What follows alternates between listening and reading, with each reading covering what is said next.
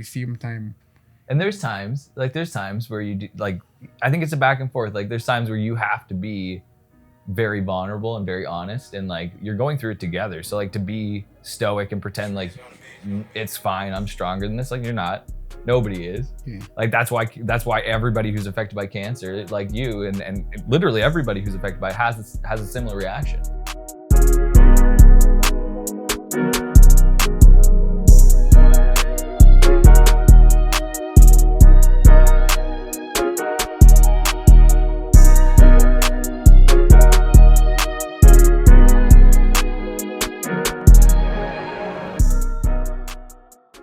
And yeah, so it's good to have you guys on. Yeah, I don't know what the angle is, but I'm excited. Yeah, well, I think you guys have apparently had conversations. I don't know. No, not really. I don't think we really had conversation. It was more like, so the first one was Jen's story, and while we were doing the podcast episode, I was like, it would be good to have your take on the whole situation, you know, and I think God allowed happening in a way that now, because now you finished your chemo, right? I am done all of my treatments except for like follow-up needles. Okay. But yes, I am cancer-free and done active treatment. Yes. And life is pretty normal. Yeah, and congrats to that. Because I know like when we spoke, everything was still like up in the air and it was scary. It was, yes. And when we had spoke, I think I just found out I needed an extra year of immunotherapy. So I just started new drugs and I was on a new treatment. And so I finished that probably about 6 or 8 months after the last time that we did the podcast. Yeah. So yes, and then I had one more surgery to finish up my surgeries, and then and here we are. Yeah. So yeah. So Kroeker is your last name? Yeah. Okay. I don't know why I didn't think about that before. It's weird. So January, was it January when you had your last treatment? It was in April. Oh, so it was last year? Yes, it was April of last year. Oh, okay. Yeah, so I was in my like follow-up immunotherapy when we were talking. I had finished radiation, I'd finished my mastectomy, I'd finished chemo. And so I was doing that. And so I had finished that the April after we did the podcast. And then I had surgery again that following, the February of that year, actually. Yeah. So before I finished, I had one more surgery. So yes, we finished all of that, and here we are. So how do you feel about it now? You good? I feel good. Yeah, I feel good. I have some, of course, like side effects that will potentially last for the rest of my life. But for the most part, like, I'm relatively good. Yeah. Seeing through walls isn't the worst side effect either. It's pretty good. We always joke, like, radiation better give us something. Something. Nothing out of it, you know? Yeah. I kept throwing spiders at her, nothing at all. Nothing. So, but no, I had a lot of stomach issues and we're still trying to figure that out. And they think it's just from like the drugs getting out of my system.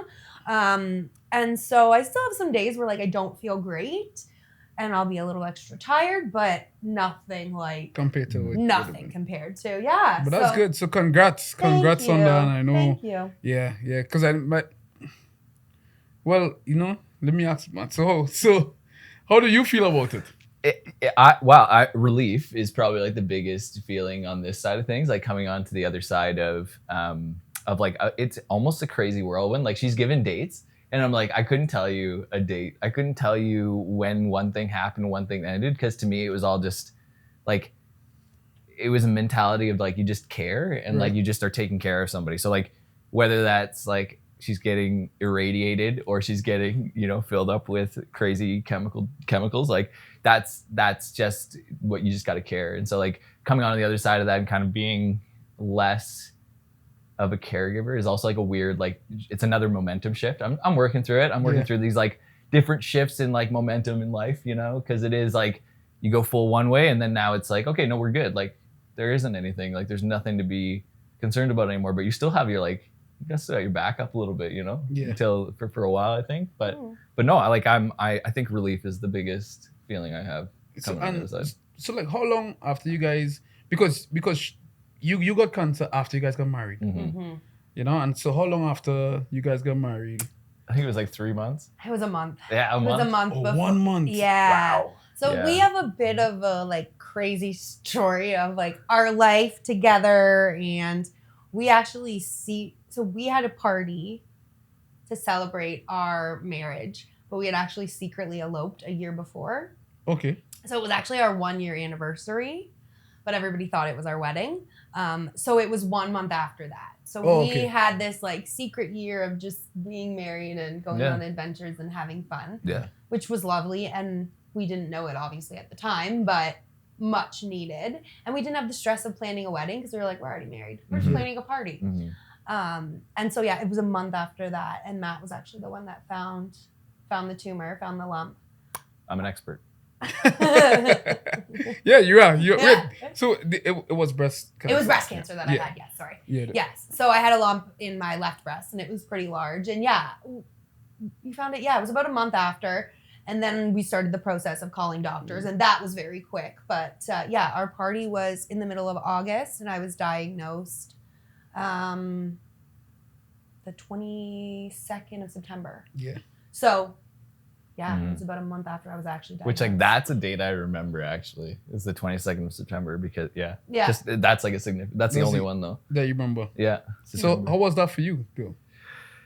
It was wild. Like, I actually was at a friend's house when she had gone. She's like, oh, I got to go to this doctor's appointment. Like, she's called me in. And, like, I was stressing. So, and she knew that. So she's like, oh, why don't you go see your friend? Like, hang out with him. So, I don't even remember hanging out with him at all, really. I just remember being at his house, and thank you, by the way, a good guy that let me just hang out and fret at his house for like an hour. And then she came and picked me up, and literally it was like a car ride conversation. It's surreal now. Like, I was I just remember like sitting in the passenger seat, and she's like driving. She's like, hey, I'm going to tell you something. And she's like, I'm glad you're already sitting, and like, this is going to be heavy. And she's like, I have cancer. And she's like, it's the full go. Like, she's like, we have to do chemo, we have to do surgery, we have to do radiation. So like, it was, I think I didn't really process it even in that moment. It was so much so world changing for me that it was a shift. And it was just like this, first it was fear, like being afraid of like, because you hear cancer, you hear treatment, you hear all the things, and like you just jump immediately to like the farthest end of that, like the worst of the worst that can happen, right? Like, and how do you prepare yourself for that? You can't. So like, you start to just, and as you get more information, like I remember the first few meetings where it was like she might not, like even going with you to get like a breast exam done, they were like, there's like signs that it might be cancerous. And I just remember the whole room going blank. Like, it was almost like a movie. Like, it zoomed out, everything zooms out, the room is huge, and just feeling blank, and like just being like, and my ears are ringing, because all I could think about in that moment is like, I'm gonna lose my wife. So it was intense. It was like probably the worst news I've ever gotten in my life, and like I've given and gotten some bad news in my life. So like it was heavy.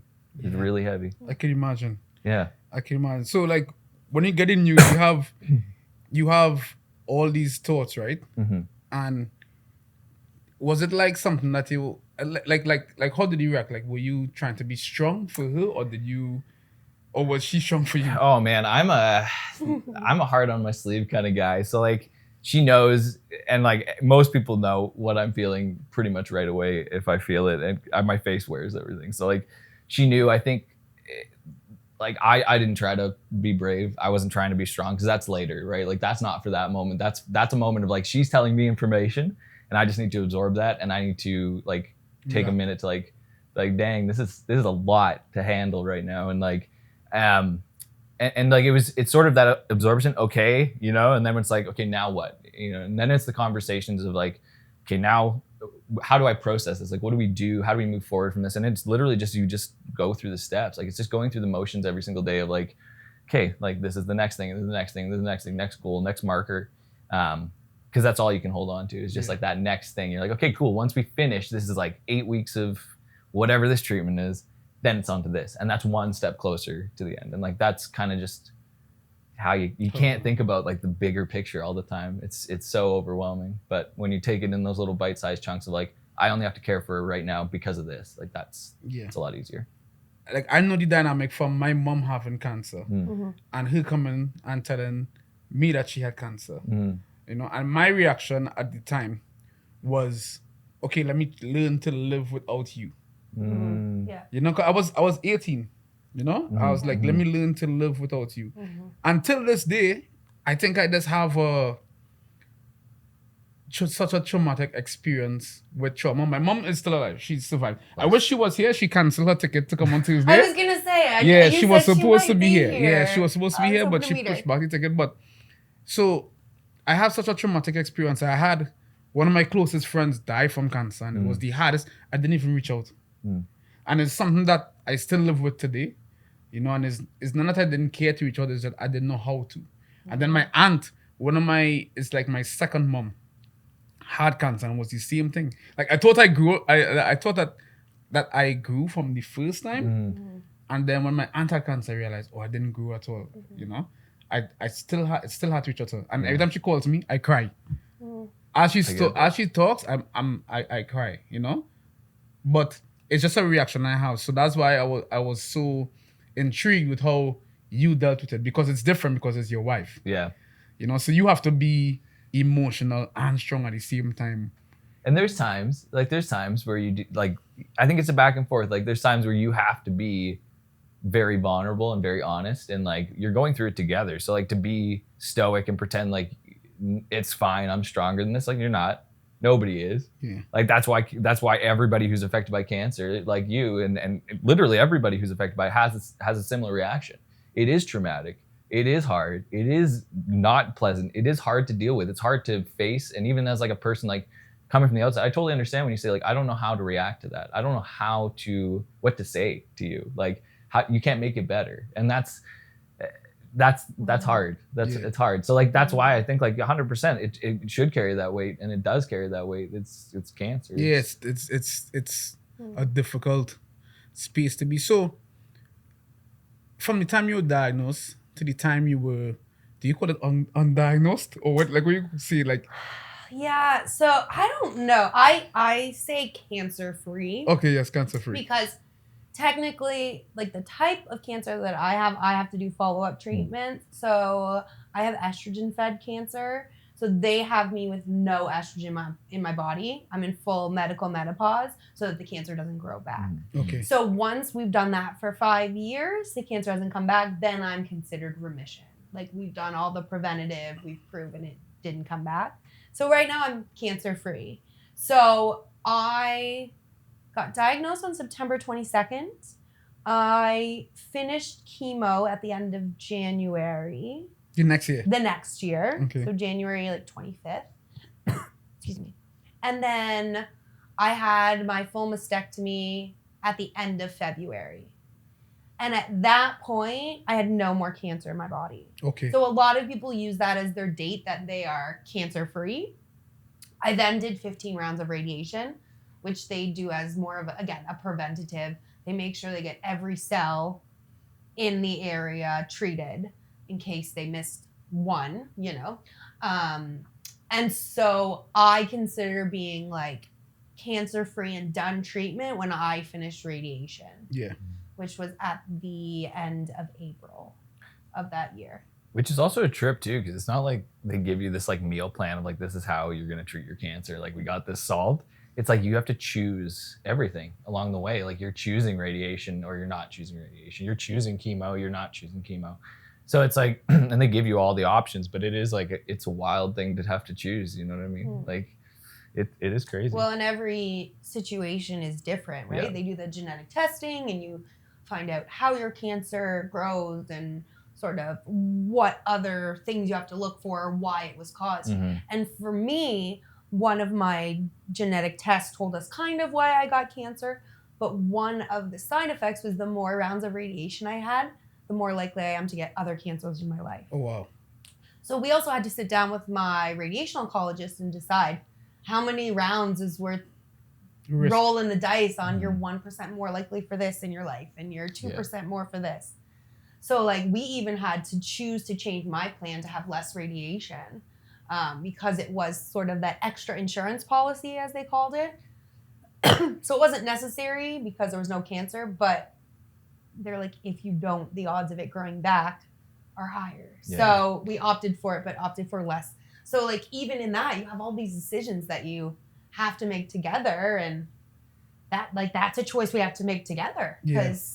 And it's good that you guys keep staying together, because I think it's really commendable, you know, that if that's the right word I'm looking for, I think so. Yeah. But if that for you guys to go through this period and come out of it and now be able to look back at it together, that you guys made decisions together, right? And I could imagine how hard that might be, because for me, even thinking about my wife and my kids going through certain things, it's so hard to think about that they're gonna have to have this life where they're going through these things. So I can imagine even for your parents, you know, it would have been hard for them to kind of see you go through these things, you know?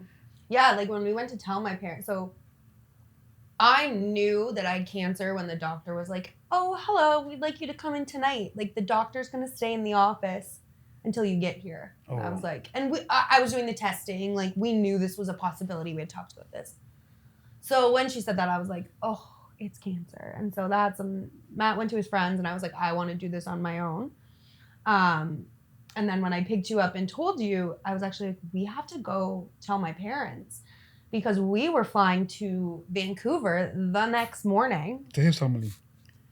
to his family for his brother's wedding. Yeah. Oh, wow. And that was just already planned. So I, in my testing, was even on the phone with my surgeon and my doctors, being like, we are planning this trip.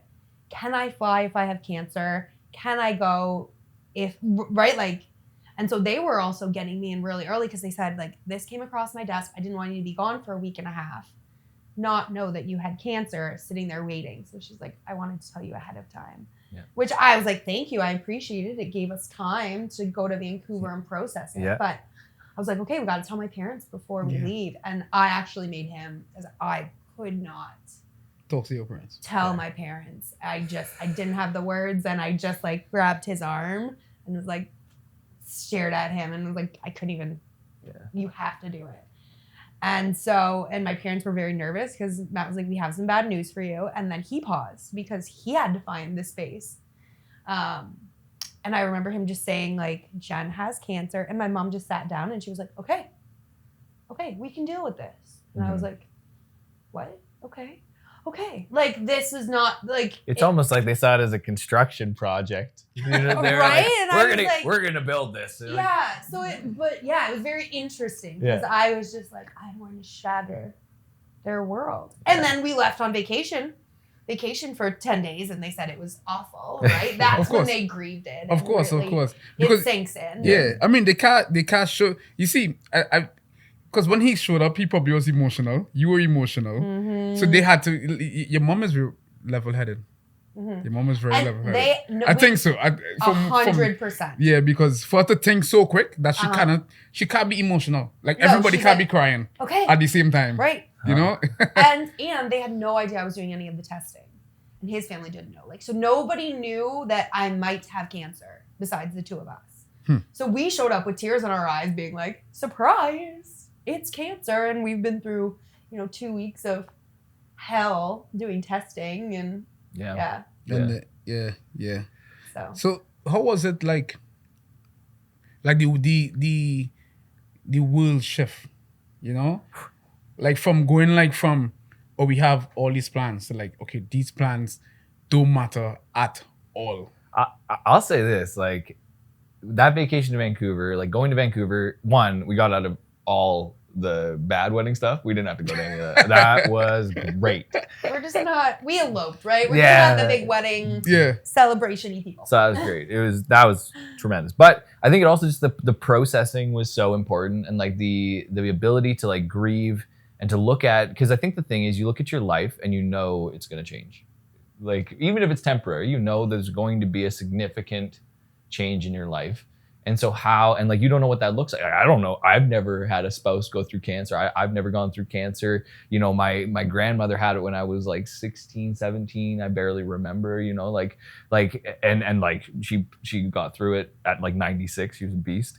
But nonetheless, like it was such like I felt like a newborn baby walking into this like scenario, just totally unprepared, totally not ready, but just knowing that the shift was coming. Yeah. And so we spent the week. It was probably one of the best vacations we've had, because both of us were like, well, let's just do all the things, because like, you know, and I think it fundamentally, I'm sure you as well, like when you go through things like this, it changes your outlook on life entirely, and like the importance and what you choose to dedicate time and money and effort to. And in this case, like this was the first example of like, hey, you know what?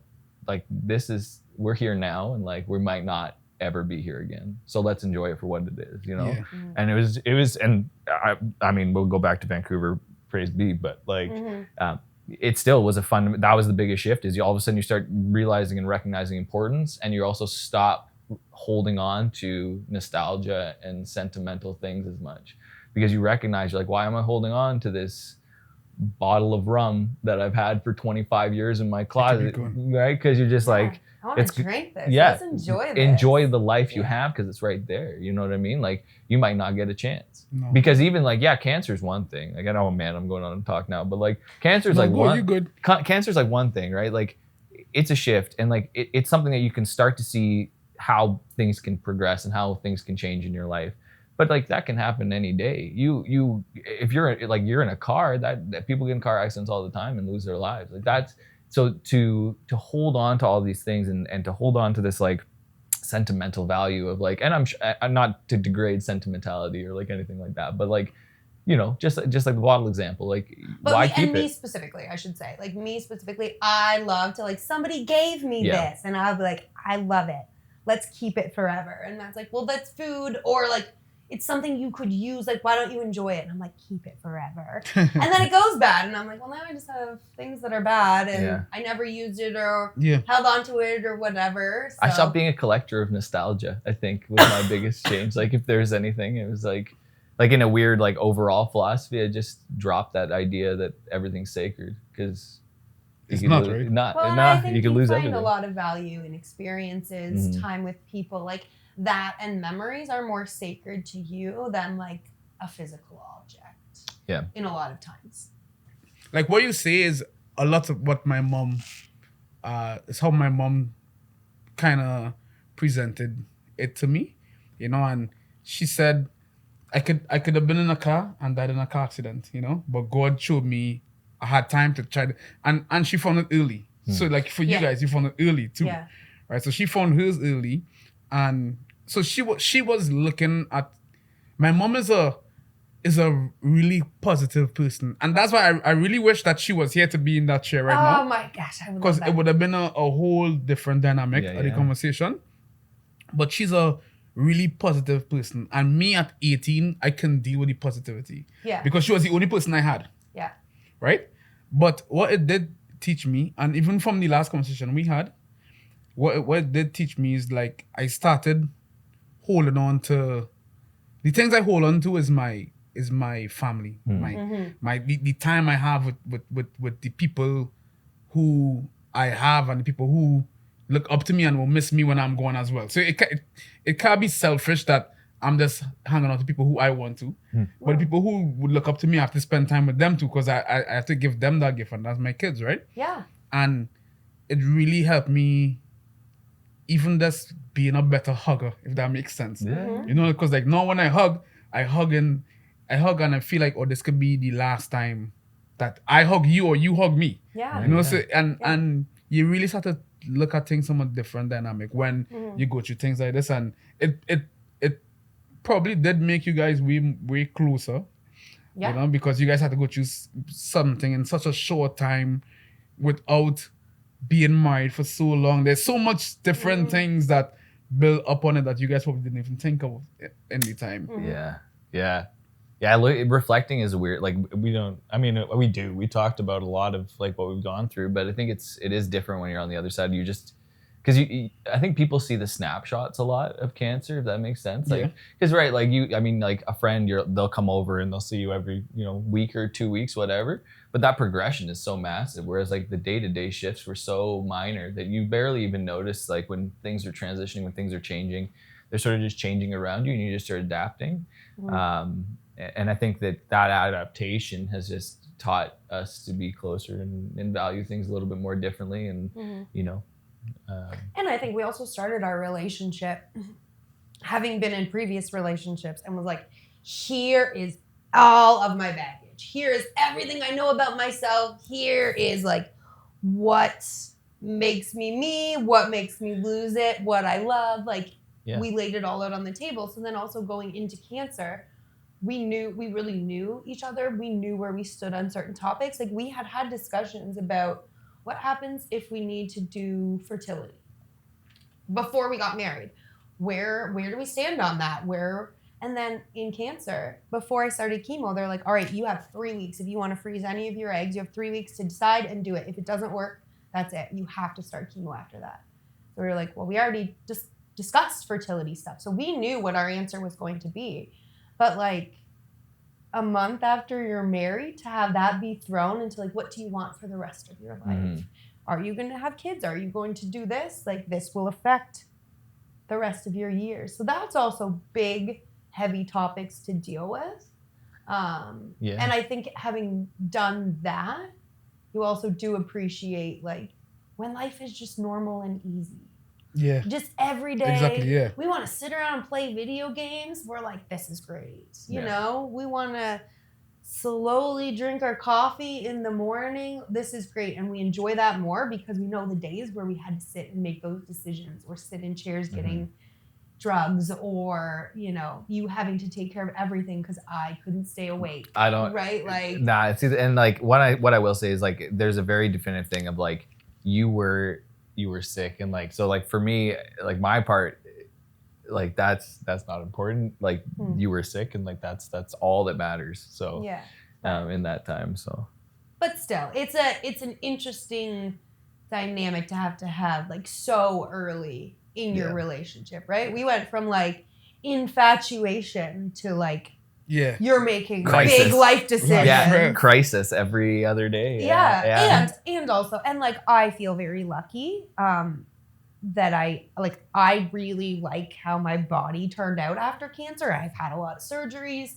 But that's another thing. Like you're brand new walking into a marriage and they're slicing me open and taking out parts and you know, like I said, I've worked really hard and I like the person that I am, but that's also a hard thing for a lot of people to deal with. Like me or you is changes and you know. So did you ever have the fear of not only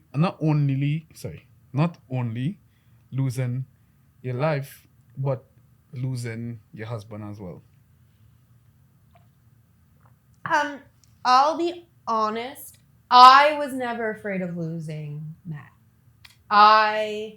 There was never a doubt in my mind that he would leave, that he would flee, that he would do anything outside of our marriage.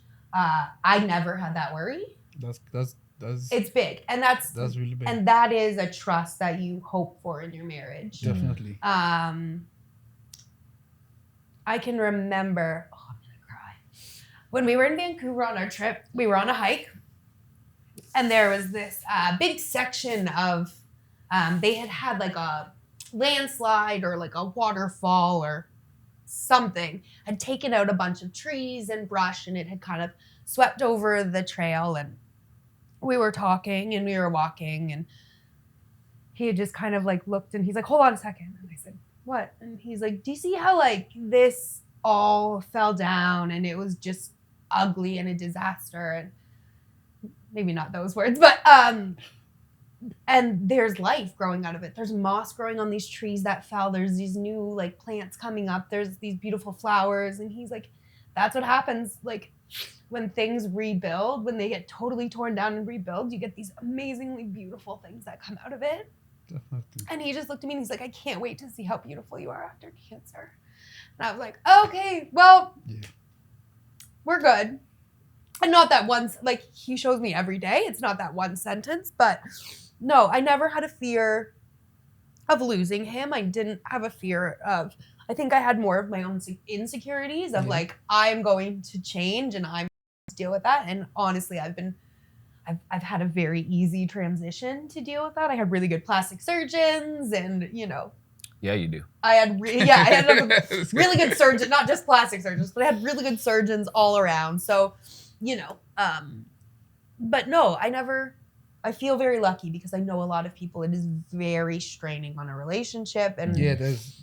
any kind of a relationship, right? And having expectations. And I think too, you go into it not knowing what you want or even what your options are when you first start, right? So that's scary, but well, and I mean, like for me, from a personal side, like I've been the fool. I've been that guy. I've been, whatever. And I think that like wisdom comes in a lot of forms, and unfortunately, some of it's just learning from life experience, and like commitment is an action. It's not just something you just glide through. You have to work at it. Yeah. You know this. Like it's like you got to put the groundwork into a relationship, into commitment, and it's a choice. Definitely. It's a choice every single day to say like, this is my person, this is who I'm going to be with. Like sickness and health is like, that's a commitment. Like when you make, like people take marriage pretty lightly, but like, and like me too at one point. And now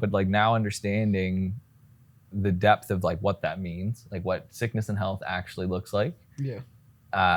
I think you have a deeper appreciation for commitment, because that commitment is like, I've never in a million years would doubt that Jen is going to stand on the other side of anything for me. So, I think that's just, it's easy to make that choice for her. Definitely. I remember like when my wife and I just got married, one of the questions she would always ask me is if I love her. Like she likes, and I would tell her, in the world's definition of love, I do. But in my definition of love, I think for my definition of love was something that we have to work to. So for me, if I see potential to love you, to me, love is the end. I agree with this. It's like when we die, then we could say that person loved me. Because it's something that had to be. Love is supposed to be unconditional. Yeah, it has boundaries. Yeah. But at what point does the boundary shift? If that makes sense. So at what point does the finish line move? So for me, it was like, in the definition of the world, I do love you, but in my definition, I see potential to love. And once I see potential to love, now everything that you do that it was a mistake is a mistake. Is a learning, is a learning curve. So now I don't hold you to standards that not real. Yeah. It's like, you didn't do this, I need to be angry. It's like, no, you didn't do this, okay, we will learn. Yeah, there's no expectation of perfection. Exactly. You're but when you love somebody and you get married, like, this person's supposed to be perfect. How come this person does this now? Then you kind of shatter your thinking. Yeah. So for me, it was always like, I see potential. I think that we could really work together. If I know, because I know that my love is service to you. Okay. And your love should be service to me. But most people get love because I love you. I want you. You should be with me. So when you make a mistake, you're like, how could you do this to me? Right. But if my love is service to you, now every mistake is like a learning curve. It's like, okay, you didn't do this. Okay, cool. We could move from this. We learn in each other. We young. We both young. We both have dreams and we both have our lives and stuff. So it's good to hear you guys talk like this, because it is basically why I said how you guys live it, right? And so you were married before? I was. Yeah. So and you were married before too, right? I was. I remember you said that. Yeah. So like after those marriages, you guys did therapy or no? I did. I've done, yes. I've seen the same therapist for oh gosh, I feel like we're going on about 12 years. Yeah. So yeah. I started seeing one right after my husband had left. So I started right at the beginning of my divorce, and then my life has been in need of it ever since. Yeah, so I feel you. And what about you? I'm a runner. I did not. You did not? No, I love, if I'm making problems, let's just triple, double, quadruple down on them. Yeah. Let's make it way worse. You know what I mean? Like if you're going to make a problem, make it really bad. So so yeah, I just ran. Like I literally, like we talked about this when I sat in your barber chair one time. Like I moved to Edmonton. I ran from Vancouver to Edmonton, and then ran to London, and like so like yeah. And I just like that's why I'm like I've been the runner. I've been like run away from my problems, not deal with them. Like I mean I can't keep moving east. I can't do it. So like at the end of the day, But in truth, like it's I should have done way more groundwork at that point, but I was in so much, I had so much pride, and I had so much fear of failure, even though that it was constant. Like it was like I was just a stream of like constant failure because I was so scared of failing that I would just that wasn't a thing because I'll just find a new thing. Yeah. So it took a long time to learn that, and like I regret it. And I'll say that flat out. I have a ton of regrets, but I'm grateful that those things came upon my life, because I wouldn't be who I am, and I wouldn't have been able to get through this and all of the things that we've been through without those very jagged stumbling blocks. Definitely. I feel you too. 'Cause I never did therapy either, but just like hearing you speak, it was such a shift. Like somewhere in between the last marriage and this whole situation was had to be such a flip. So that's why I asked if you did therapy. Yeah, it just took like a decade and a half almost, I was gonna say you have a therapist now. I have, yeah, really and like I through force actually in like weird circumstance ended up having to basically do therapy. And that is where I started to make significant changes in my life, started to address some of the things. I learned a lot about myself, learned I had ADHD, which changed a lot of like, oh, okay, like that's, now I can, now instead of jumping in the river, I can maybe think about building a bridge next time. Yeah. So, so and you're also very self-aware. Now. Right? Now you are self-aware from learning from I take an accountability of my stuff every so often. I saw your post. That's why I thought it was January. But you had an injury. Yes. So I think that's where I mix it up, because I saw the injury. Yeah. And then I was like, did the cancer come back? Nope. But it's, as I say, it's hard. Like me, the kind of guy I am, I'll think something. And when it comes to this kind of situations, I would never reach out.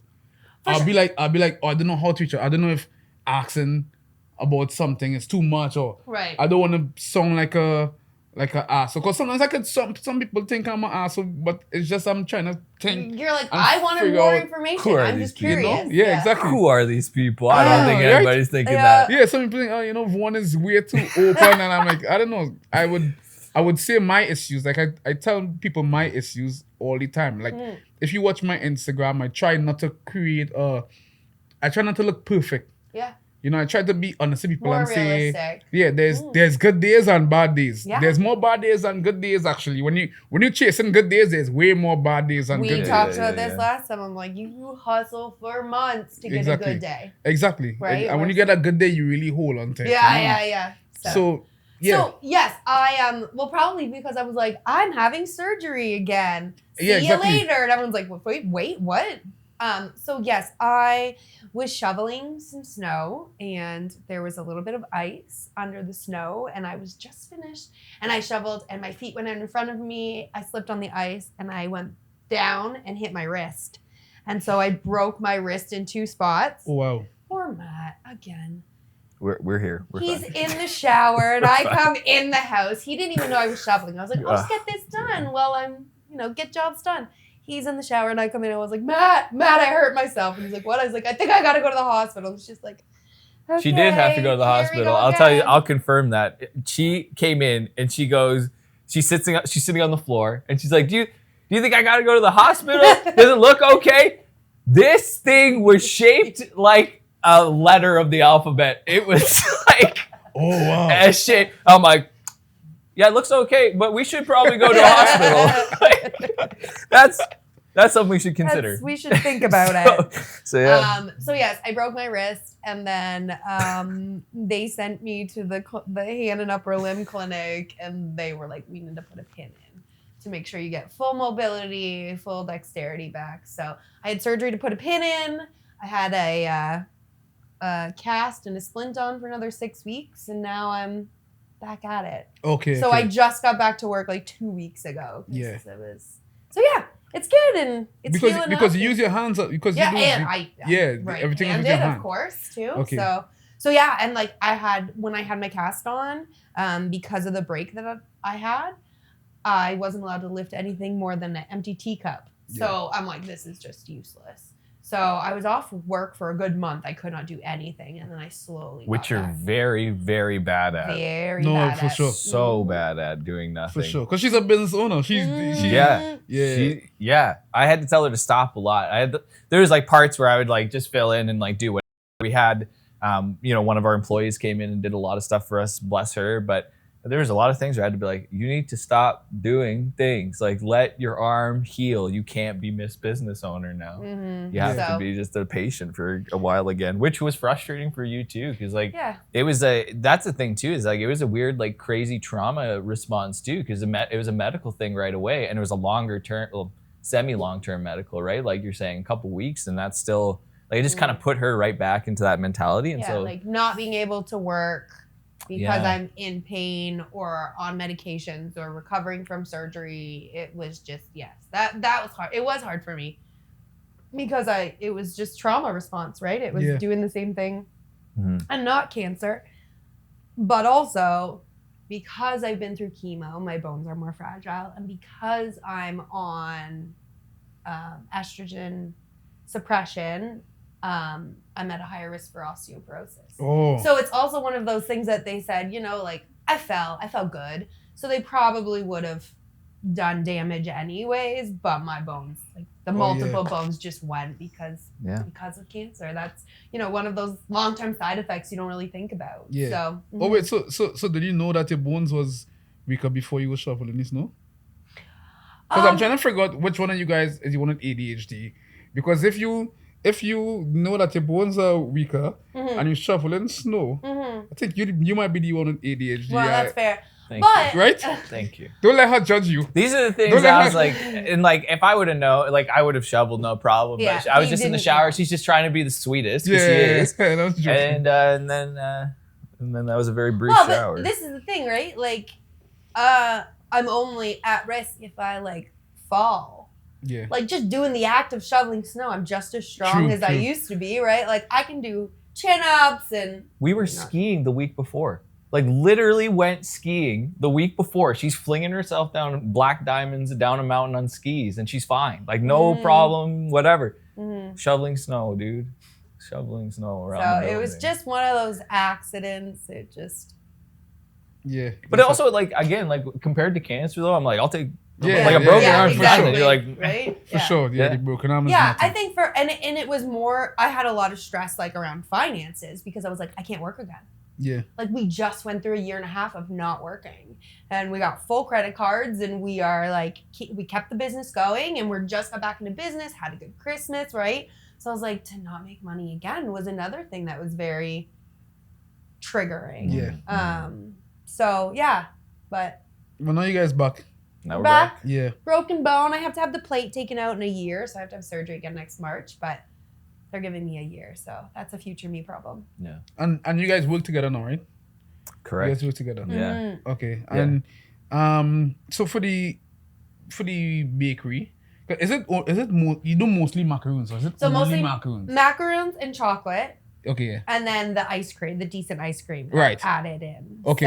So the decent ice cream is you guys too. Yes. Yeah. Okay, I wasn't sure. Yeah. I wasn't sure because there's no faces. Yeah, I try to keep my face off there. It's not the selling point. Yeah. Oh, So. I mean, you could put a face because I thought it was somebody else. So you do ice cream. I do the ice cream. Yeah, I do. I started. It was actually like just during cancer treatment. It was just a way to supplement kind of like everything going on. Yeah. And so I had my full-time job that I was working, and then I was just doing that on the side to try to keep the shop going and everything else. And it took off on its own. Like it became a bigger thing than I had anticipated initially, and so we've kind of just embraced it. And I'm very happy to like take a massive step away from working for someone. And yeah, definitely. And being able to like, because I also had the question of like what do I work for? Like what am I going to work every day for? And I'm like, I'm going every day so that I can supplement all the things I want to do with my wife after work, or like, oh, you know what I mean? And so you're just like, well, why don't I just not like, why don't I just spend more time with her? And for our life, it made sense to be able to do that, to be able to, we could cut back a little bit and be able to, spend more time together. Because again, that's one of the things you can't buy time. Yeah. You can't replace that with anything. So well, and I think too for you got to the point where going to work and like leaving me at home or at like when I was sick or at me at work, he would get so stressed because he's like, well, what if you don't feel good today? Or like, what if you need me there? It must or be like, scary, right? Exactly. And at the time, like you were working through my treatment. So it was very much, he would go to work while I like had chemo the day before and I was just like living over the toilet with my head in it. Yeah. And he'd be like, okay, have a good day. Let me know how you are. And so there was a lot of also anxiety and around that. And that definitely played a role into like, wait, why am I doing this? Yeah. Right. So yeah. So we back to the whole landslide thing. Yeah.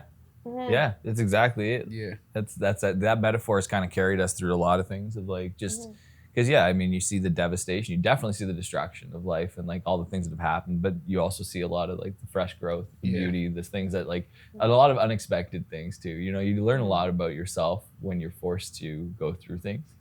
And I think it can make, I think any trauma, anything that happened in your life, you can take it, you can make you a more jaded, more bitter, hard person. Mm-hmm. You can do that as a self-preservation technique, but you can also embrace, being more open and being more vulnerable and being sort of just like open to take it all as it comes. And I think that's where the change comes. It sort of removes that stoicism and just lets you be who you are a little bit more. Yeah, definitely. So there's this book I've been working on, and it kind of explains that.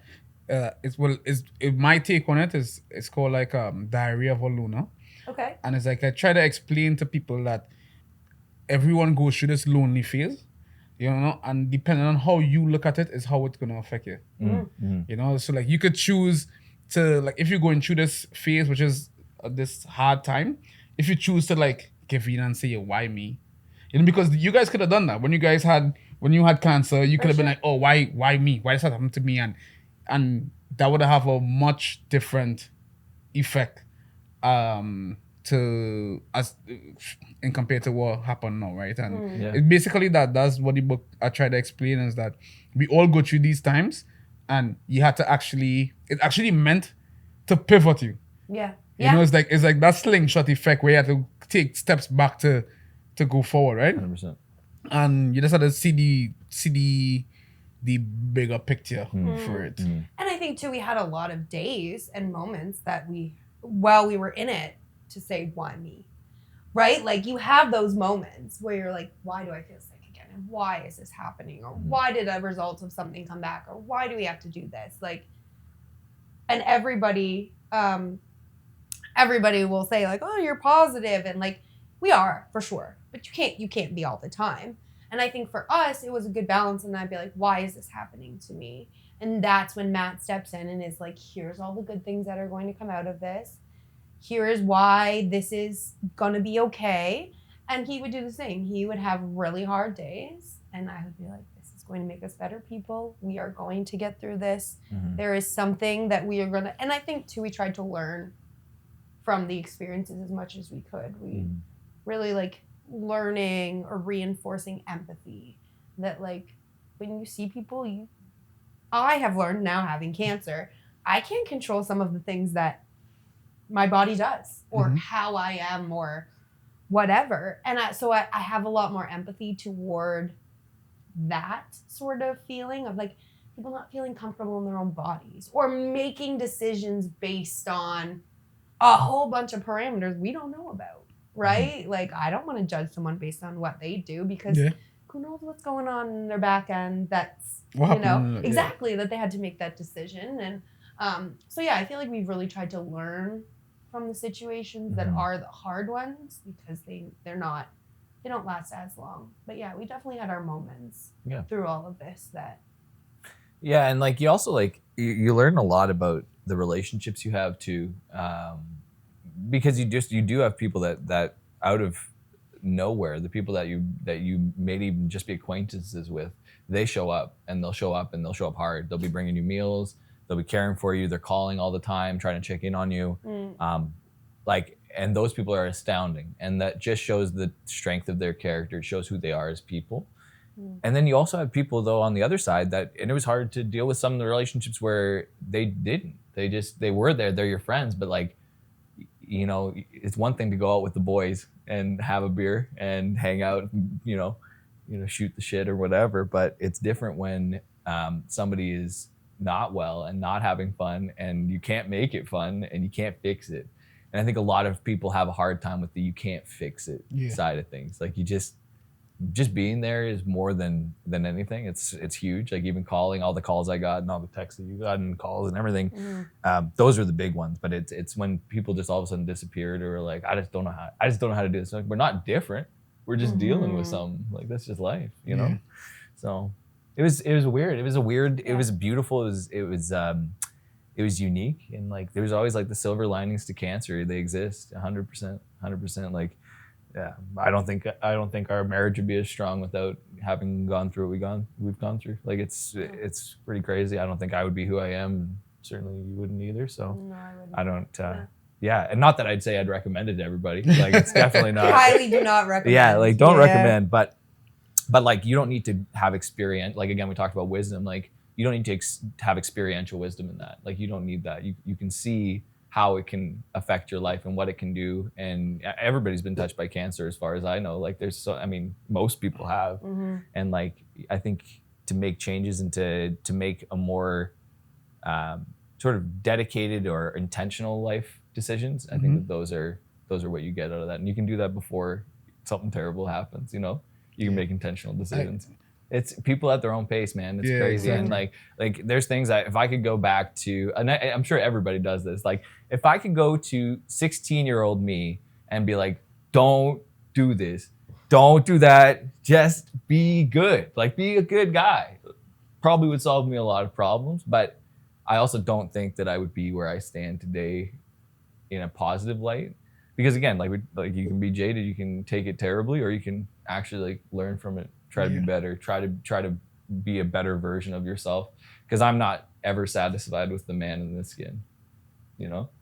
Before we close, because I don't wanna keep you guys for too long, but because I feel like at the same time I feel like you guys going through this together. I feel like God really gave you guys a story. You guys have a huge story that could help so much people who going through this or who might go through this in the future. Yeah. You know, I think last time we were talking, I was telling her that she should write a book or something. You know, write a book or even if you guys start your own podcast. I think you guys are very likable. You know, I will listen to it if you guys do your own podcast. And yeah, I think it would be pretty cool, because the way you guys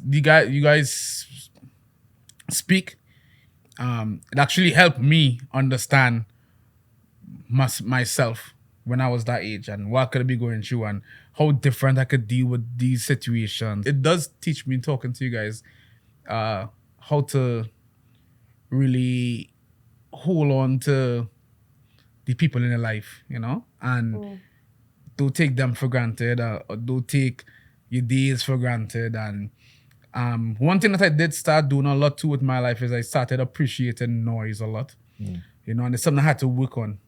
You know, I had to work on, like, and when I say work, I don't mean like I hated it before, but like when I come home and there's noise in the house with the kids, you know, it's something that I had to really look and be like, this is a good thing. You know, this is a blessing, because it's your life. You know, and at some time it could be gone.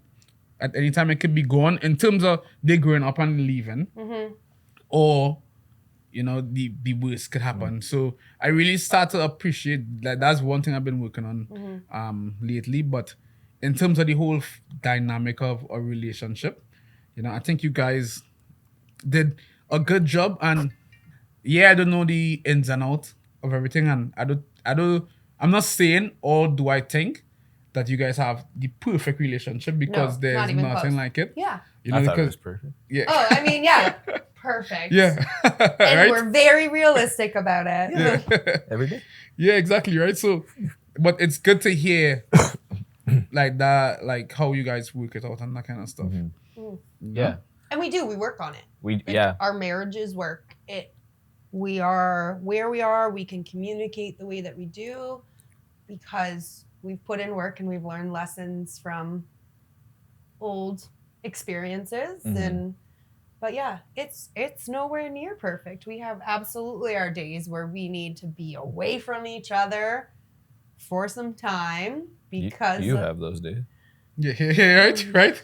we're I'm also good. different personalities. I'm good. Yeah. He Men- could men- spend this happens to every men. second Yeah. with I'm me, good. Yeah. But and like I am not the same. and I agree, and I think like even talking about relationships, and like I think that too, like people often overlook their friendships as being like genuine relationships. Like Yeah. they think about, oh, that's my friends, that's my this, but like I mean, your wife is a relationship, and of course that's a romantic relationship. There's a depth to that relationship, but there's a depth to a lot of relationships. And like one thing that I've like, if there's anything that has really taught me about relations from like our experiences with cancer and the people around us is, I mean, like we said, like you could lose them at any second. So like I've started to, and I'm not a big guy that does this very often, but like I've started to tell my friends more often, like, hey, I love you, man. Like, you know, just to put it out there to say, hey, you know what, when things are bad in your life, like I'm going to be there. Yeah. Because that's what that means for me now. You know what I mean? That's like thick and thin, you know, that's care. Definitely. So, yeah. So, what you guys have planned for your future?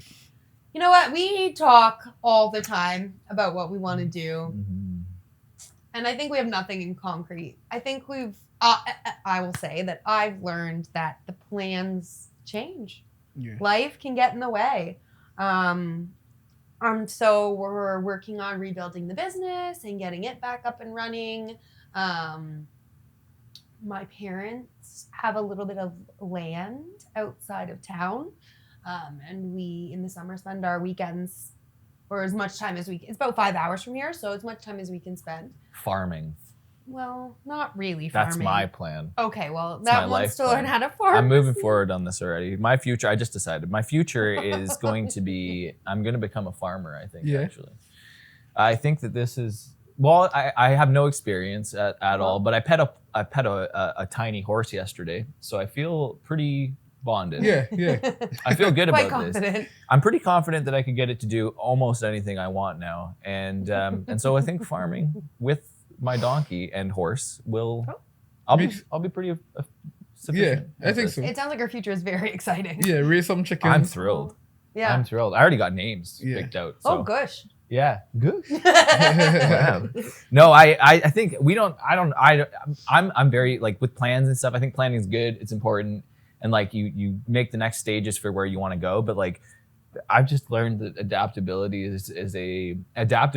and resilience are the two biggest things to learn how to be and how to get through, because life is going to keep flying at you and it's not going to stop. It doesn't slow down. And so developing you to be stronger is the best. So that's my future plan, is just keep trying to build those resiliences, get a little tougher mentally, you know, physically I don't really care about. Yeah. Well, and I think with things that we have to worry about for the future also comes with like good opportunities that are going to head our way that we don't even know about yet, right? I know we've got some things with the business like markets and some expansion, small, but getting out there to different places. And, you know, we turned a space in the building into like an innovation kitchen. So we rent it out daily to businesses, and we have just over a dozen businesses operating out of there, which is cool. So yeah, we're just kind of slowly working away at things that we like and make us happy, and don't plan too far in advance. And live life as it comes. Yeah. Live life as it comes. Definitely. It is beautiful, really. You guys do have a storefront. We do. In St. Thomas. So did you start it back? Yes, the storefront is open again. So Okay. we are open Wednesdays through Saturdays again. Yep. Okay. So it gives us a couple days to like do some Yeah. time off, a couple days to get back into work, and then so yeah. That's good. I'll bring my kids, because my kids, my this is why I messaged you this morning, but then you said that you're already on your way. My daughter, she loves macaroons. Oh my! And you know what? We were driving here, and I was like, I should have brought a box. I wasn't even. Yeah, no, it's all good. It's all good. I would bring them. But she loves macaroons. Like she looks for macaroons everywhere, you know. Okay. So I was gonna. I thought of it last minute, Yeah. you know. So it was my fault. I was but gonna pack some up and bring some, and I was gonna ask you for to bring some macaroons, but It's okay, and it's in St. Thomas. In St. Thomas. Is it like downtown?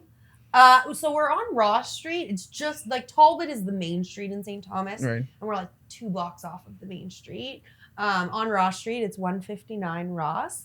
And we're open Wednesday through Saturdays from 10 to 6. Sorry, Wednesday through Friday, 10 to 6. And then Saturdays, 10 to 3. 10 to 3 Saturday? Yeah. No Sundays? No Sundays. Oh, okay. I know. Sundays is a lot of people's day off. Yeah, Sunday's my only day. Or Sunday, I know. Monday, Tuesday. I mean, if you guys ever want tasters, just let me know. I could provide Perfect. I appreciate it. some tasters, you know? I really Anything to help appreciate you it. guys. Yeah, of No, course. appreciate it. It is for Yeah. our benefit. Very of important. course. Yeah. No, anything. Volunteering for our business development. Yeah, anything to help you guys. You know, it's not Appreciate about it. me. Yeah, No. Don't even worry about Very me. just selfless. objective No, yeah, exactly. criticisms. That's it. Mhm. That's yeah, all I yeah, need. Yeah, definitely. I would tell you and give yeah. you some nice flavors and that kind of stuff. Which flavor Perfect. tastes better, you know? Perfect. But this is just for you guys. I want you guys to understand. that Perfect. I'm only doing it for you guys. I actually Yeah. I make you sign a contract saying it's exclusive that you don't try anyone else's ice cream to mine. So. For sure. I will sign it. Okay. I will sign. All right. I will sign it. I mean, I guess you can't have dairy, so it makes it pretty easy. yeah, exactly. I have nothing to lose. I have nothing to lose. Just gains for you. Okay, yeah. But well, yeah, bro, it's fun having you guys. It's relieving, if that makes sense. I will say some stuff that might make sense, and it's just me trying to think of my thoughts. But it was nice having you guys, you know, and hopefully we could talk way more often, you know, and do more podcasts and taste more ice cream and Yeah, bring for you guys, macaroons. not for me. Right. Of course. It's, Yes. this is me helping you guys. Yes. Are you gonna let us bring some of our ice cream here as a promotional thing? Yeah. That's what you're offering, right? Oh, you? Yeah. For sure. Yeah. Yeah. For sure. You guys want to do that? What? You guys want to do that? You guys want to Bring ice cream here and have you eat dairy and then watch the reaction video Oh, of you definitely. eating dairy. Yes. I will do that. Oh man, for the likes. I and will the do that, views, yeah, eh? yeah. Oh, count me in. It'll I'll be, supply. it'll be fake dairy, but we can't tell them. No. I think the curiosity. Let us know if you want to see him eat ice cream, straight up dairy full ice cream. I'll try. No, I'll that's try. that. I might die, but it's okay. At least we commitment get to the likes. We get likes. That's We right. get- Yeah. Right? It's all for the likes. Yeah, we get views, you know, so Yeah. we'll be fine. But no, but for real, with all jokes aside, if you guys do want to do one of those videos, I could definitely, Awesome. yeah, do something like that, which would be. Unless they know that you guys was decent ice creams. Yeah. Yeah. Yeah. We started it just quiet, and at first we were like, do we call what do we call it? Do we name it something the same as seed? And we were like, no, you know what? Let's just go totally away from seed, and then if we want to sell it somewhere else or whatever. But yeah, we just sell it in our shop, and Yeah. But that's good. That's good. But Yeah. thanks to you guys for coming on. Oh, bless you. Thanks for Having having us. us. Thanks for taking time. I know it's like on the other side of town, and oh no, it's great. but thanks a lot. Again, this is another episode of Young Gifted. I think this will be episode 44, which is actually pretty cool. Amazing. Yeah. It's been a long road, but thanks again Thank you for having us. for coming on. And This is awesome. hopefully we could sit again. Yeah, let's Can't do it wait. again. 100%. Can't wait.